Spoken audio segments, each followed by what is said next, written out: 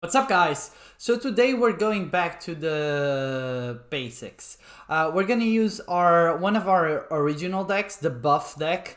Now that we have plenty of core cards, I kind of changed the deck a bit, included a bit more cards that I needed, like the Deadly Arsenal, the Red Fume Serum, and things like that. And I also put one Amplification Machine in the deck because now that the Sanctum has higher cost cards, it's nice to have a card generation type of resource. So let's jump right in and see how we fare against opponents.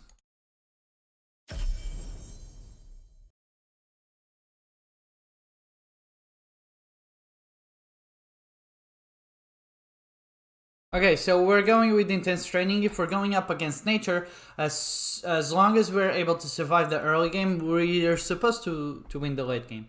Because even if he drops the Jotun or like gigantic cards, our cards are going to be buffed, so we're going to be fine. The issue here is surviving the early game. And we definitely want the Amplification Machine on the opening hand because it's pretty good to... Well, this is actually good opening hand. I would rather have like a 1 mana card. We'll see if we're able to be lucky or not. And he has the full bag of tricks, whilst I don't. Okay. Get ready. Ooh, we got an Aeus. Good luck. That's not that good.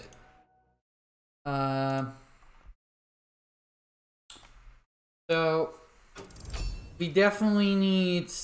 We're not going for the Theban Bowler. I definitely need... He's buffing up, so he's dropping yeah. It's that time again. Ooh. I think I'm gonna take the damage. I've given my orders. Oh, buffs up the Amplification Machine, nice. Because this is gonna become a 2/9, which is good for trades. Like, it's not able to attack, but if they want to kill it, then they're gonna have to sustain some damage. Ooh, that's good, because that's not an aggressive play. Pretty good for us. My turn. And we're buffing up the Kaipora as well, so buffing up all of these cards. We gain 4 mana. Next turn, I'm probably gonna go for the Aegis Commander because it's a 4/4, which is gonna force him to use the Leech Life together with the Jaguar. Yeah, he's using Leech Life right now. Yeah, so we're gonna take an extra 3 damage, but then next turn he's gonna have to use sacrifice both cards, while I get another card in my hands. Okay, so let's see what we get. Random creature with 2 strength or less. I think I'm gonna go for the Tiet because the Tiet is pretty good. And we're gonna go for the late game either way, so. If he's not gonna kill it, I'm just gonna buff it, but he's probably gonna kill it. Then I'll drop the next turn, I'll drop the Amplification Machine together with perhaps an Intense Training. We'll see. The issue here is he's gaining a lot of favor, but we're gonna go for the late game here.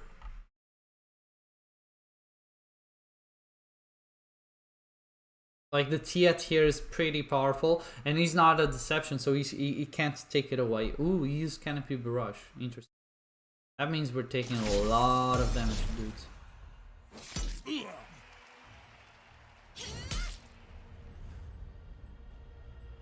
Is he gonna drop anything else?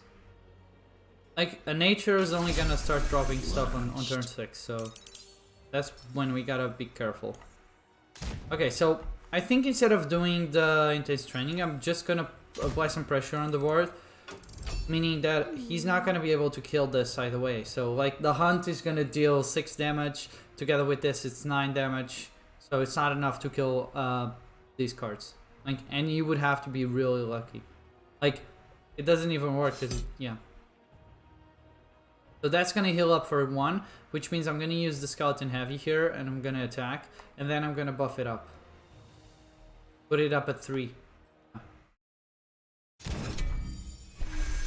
Ooh, interesting. I could also use the Red Fume Serum on the Skeleton Heavy and just buff it and get rid of the Protector. That's actually quite nice. And I'm getting cards in the meantime, so... Ooh, that's good. See what we get first. Trigger their afterlife ability. So that's not good. I'm just probably gonna go for this. And he's gonna have to get rid of this. Otherwise it's gonna be way too dangerous for him. And this has confused, so the chance of hitting the face is pretty low. If he doesn't do anything, I'm probably gonna go for the Blood Rage next. Okay, he's gonna try and hit... Oh! Gonna try and trade? That's great for us, because we're aiming for the late game. Either way, so... Ah, it didn't work.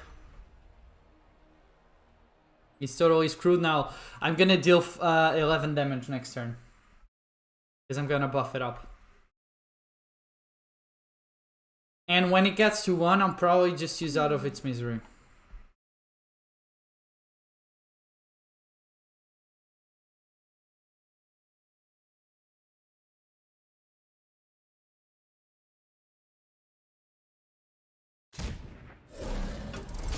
It's that time again. That's perfect. So I'm definitely gonna go for this. Then I'm gonna go this. This is gonna buff everything up. Gonna go face. Ah, I should have done the other way. This lost the buff, but whatever. And then I'm gonna do Out of Its Misery here, which means it's gonna draw something. Let them squirm. And it's gonna buff it up. And it's a 4/7 for next turn, it's pretty good.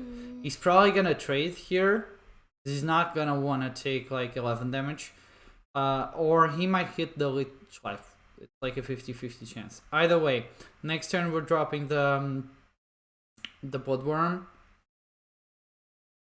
An Ace at 5 is quite good. That's Frontline, Twin Strike, and Ward. At the end of each turn, this creature gets Ward. This creature is gonna get buff for each card in my hand. So we actually hit the right one, but it doesn't matter because I'm gonna start dropping the Bloodworm. I'm gonna start buffing creatures in my hand. Oh, interesting. So we dropped the... Ooh. I didn't use the 4 damage. Get ready. Kinda stupid. So. I could do this, but I'd rather do...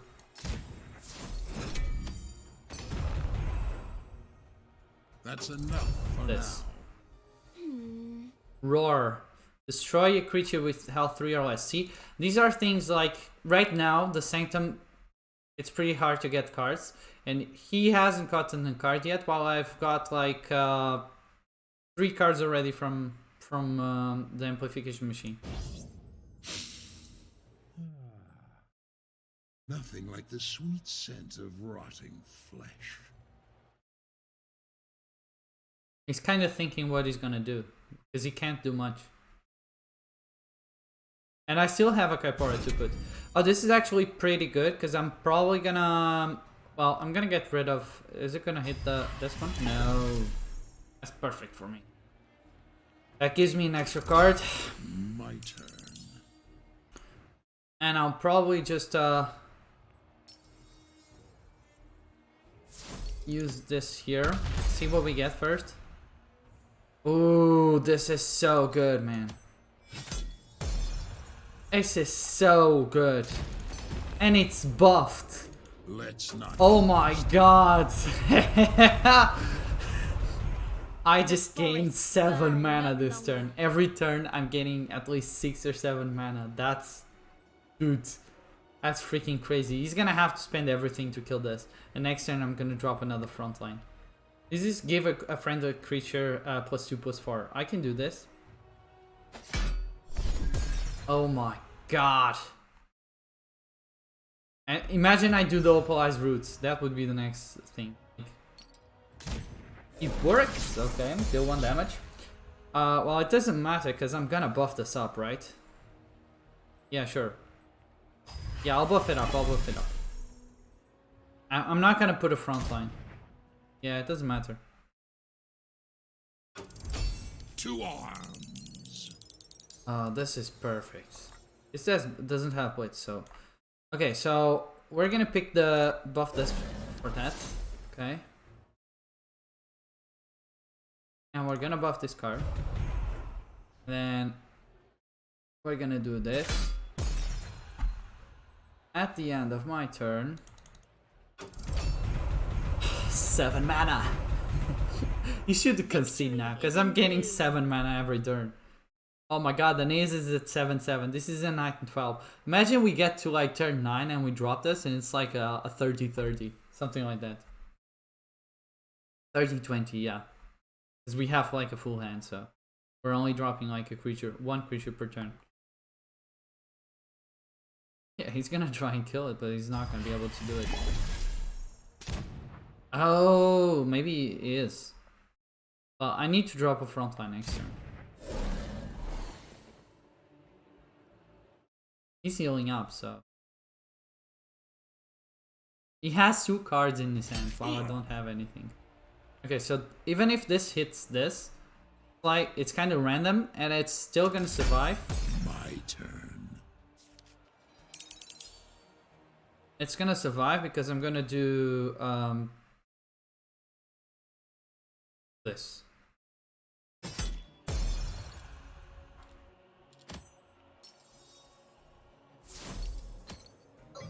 That is not possible. Okay, so no, it doesn't matter. Like I could buff this, but it's gonna die either way too. I might as well do Kaiporo. Yeah, Kaiporo is good. Oh yeah, it died either way. I shouldn't have attacked. Well, I already gained enough mana for my bang for my buck. Once I start dropping, like, dude, I can drop an Aeneas with 7/7. I can drop this with 8/8 for 6 mana. So it's gonna be pretty hard for him to deal with me. I don't have nethers in my my deck, so that's not interesting. Okay, so we definitely do this, and then we do this, and I'm probably gonna drop the front line and use the use this here. That's gonna be fine. Okay, so we buff the Demonologist. This is gonna buff, give 2/1 to everything else, to one other creature. Since it's this one, I'm gonna buff this up, and it's gonna become a 3/4 before I summon anything else. And then, depending on what he does right now, I'm probably gonna buff both of these creatures. I'm not sure. If it breathes, it bleeds. Get ready. No, I think it's a turn. It's an A's turn, right?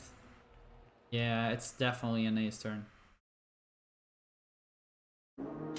Okay, I can do this.